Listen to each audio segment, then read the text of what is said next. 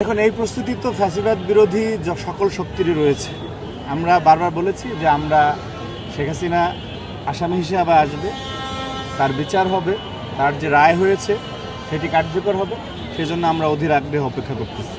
এবং মহান জাতীয় সংসদে মাননীয় আইনমন্ত্রী সহ অন্যান্য স্বরাষ্ট্রমন্ত্রী উনি বলেছেন যে হাসিনা আসবেন এবং ওনাকে স্বাভাবিক প্রক্রিয়া উনি এসে আত্মসমর্পণের কোনো সুযোগ নেই। আইনগতভাবে উনি যেহেতু মৃত্যুদণ্ডপ্রাপ্ত এবং পরোয়ানাপ্রাপ্ত আসামি, উনি আসার সাথে সাথে ওনাকে গ্রেপ্তার করা হবে। কিন্তু আমার কাছে মনে হয় যে এইগুলি জাস্ট প্রাসঙ্গিক থাকার জন্য রাজনীতিতে এই বক্তব্যটি উনি দিচ্ছেন। এটা একটা পলিটিক্যাল স্ট্যান্ডবাজি ছাড়া আর কিছু না। ওনার বাস্তবিক অর্থে উনি খুবই ভীরু এবং কাপুরুষ টাইপের ব্যক্তিত্ব। উনি এর আগে আমরা দেখেছি যে 111-এ এবং তারও আগে আমরা ওনার উনি তো বারবার পালিয়েছেন, ঠিক আছে, ওনার জীবনে সেই অভ্যাস রয়েছে আর কি।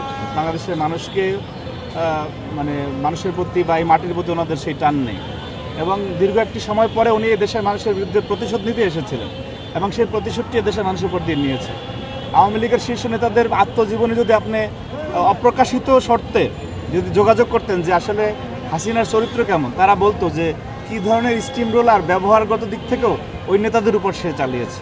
সুতরাং সে যে একটি কাঠামোগতভাবে একটি ফ্যাসিলিটি সিস্টেম তৈরি করে যে সবাই তার অনুগত থাকবে এবং তার দাসত্ব গ্রহণ করবে, সেভাবে তিনি বাংলাদেশকে যে শোষণ করেছেন, সেই কারণে তার আসল চরিত্র মানুষের সামনে ফুটে ওঠে না। কিন্তু সেই মতিউর রহমান রিন্টুর বই পড়লে আপনারা দেখবেন যে সে কতটা জঘন্য, যে রক্ত দেখলে যার ভালো লাগতো, রক্ত পিপাসু একজন এই খুনি। তো সুতরাং তার বিষয়ে বাংলাদেশের মানুষের মধ্যে একটা প্রচণ্ড ঐক্য রয়েছে। আপনি কেউ বিরোধী দলে আছে বা কেউ সংসদেই নাই বা কেউ দেখা গেছে বিএনপির আদর্শগত দিক থেকে বিরোধিতা করে অথবা মাঠে বিরোধিতা করে, কিন্তু হাসিনার প্রশ্নে, হাসিনা ঠেকাও প্রশ্নে সবাই ঐক্যবদ্ধ। সুতরাং এই ঐক্যবদ্ধ বাংলাদেশকে আর একবার পরাস্ত করা যাবে না, পরাজিত করা যাবে না।